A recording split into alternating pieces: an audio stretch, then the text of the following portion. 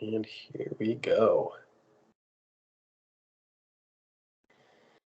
All right, Chemistry 3101, we're picking up, not exactly where we left off, but we're picking up today. We're going to start with section 15.5 of chapter 15. So I'm going to assume that you watched the videos from the previous summer semester or the YouTube playlist that I have that deals with nuclear magnetic resonance spectroscopy, wherein I cover sections 15.1 through 15.6. So just to give you an overview of what those sections entail, the first one deals with the introduction to NMR spectroscopy, or nuclear magnetic resonance spectroscopy. And why we study NMR spectroscopy is because it is the most powerful spectroscopic tool that organic chemists have. Because if you remember, infrared spectroscopy told us about functional groups, and mass spectrometry would tell us about the mass of a compound, and we could determine molecular formula sometimes.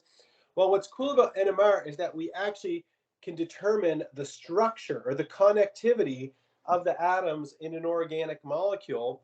And the atoms that we're going to focus on will be carbon and hydrogen, which is a good thing because those are the most abundant elements found in organic molecules.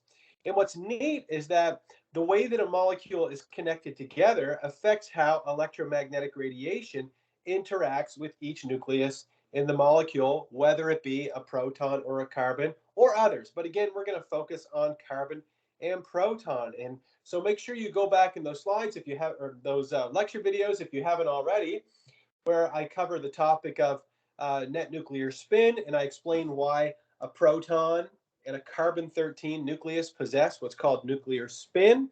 And then I cover what's called the magnetic moment and discuss how nuclei that possess nuclear spin create a small magnetic field. And then when you put that nucleus that has a magnetic field in an external magnetic field, it can align with or against that magnetic field.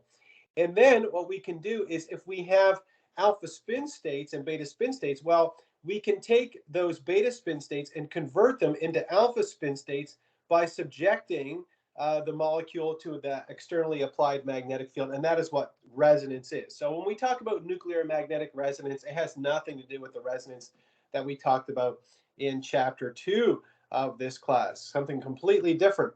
Then I went over the subject of shielding and deshielding, and I said, well, if a nucleus is deshielded, that means it experiences more of the externally applied magnetic field, whereas if it is shielded, what that means is that the magnetic field that's produced by the environment around the nucleus goes against the externally applied magnetic field, and so the nucleus experiences less of the externally applied magnetic field. So make sure you know the terms shielded and deshielded.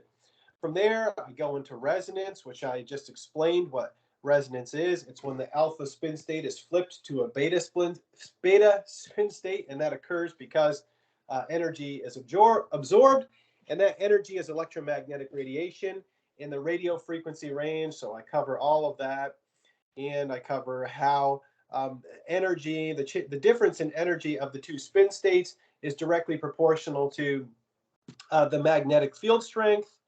And then I talk about how the higher the magnetic field strength, the higher the frequency, or the higher the operating frequency we say that the instrument has. So then I talk about what a Fourier transform is and what an FID is, the free induction decay. So I go over all that. I talk about what a nuclear magnetic resonance spectrometer looks like.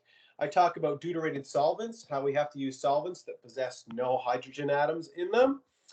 Then I talk about the characteristics of the proton NMR spectrum. So make sure, again, that you go back and look at those videos. So the first thing I talk about in this section are the number of signals. Here we would say that we have 1, 2, 3 signals in our proton NMR spectrum. Then I talk about the chemical shift. Okay, and the chemical shift, you see that I have a scale down here that says chemical shift in parts per million. And so we would say that this signal here, which is a bunch of these like little squiggles, okay, this is at around 7.2 parts per million. So we would say that is the chemical shift, around 7.2. Then this one here, if you draw a line in the middle, it's around 2.6 parts per million. and this one here is at around maybe around 1.2 parts per million. So chemical shift, and that's what we're going to start today's lecture on, is talking about chemical shift in detail. The next thing is the integration. There's no integration shown in this proton NMR spectrum, but we're going to talk about that today. And then the last thing that we're going to talk about will be multiplicity. And if you zoom in on this signal here, you can see it kind of looks like just a bunch of squiggles, and you can't really make a whole lot of sense of it.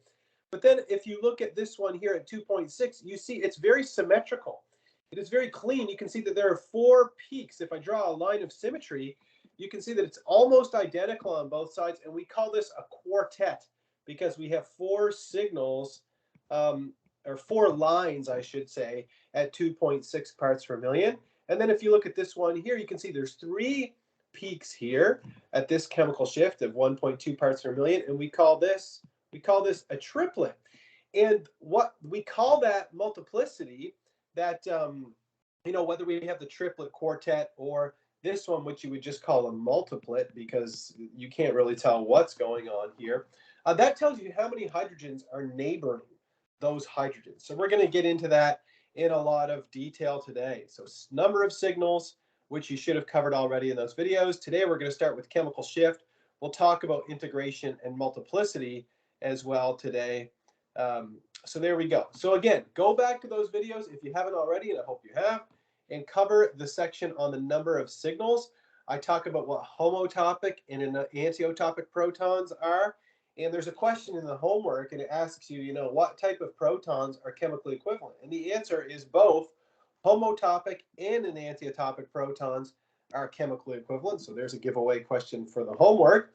And then after I go over those, I talk about diastereotopic protons. So where are those? So those are the ones that are not chemically equivalent. So I have a little bit here about diastereotopic protons. So make sure you go over that. And yeah, so we cover all that content, number of signals, and I go over a bunch of practice problems where I discuss the number of possible signals. And then the whole section about variable temperature NMR, I think I covered that very briefly. Won't be asking a lot of questions about variable temperature NMR, so don't worry about that a ton. You just need to know the crux of what's put forth in the book. And then I went over this question in those videos. I went over this question in the videos, and there's even me with long hair in there holding up some models to kind of go over question 15.5.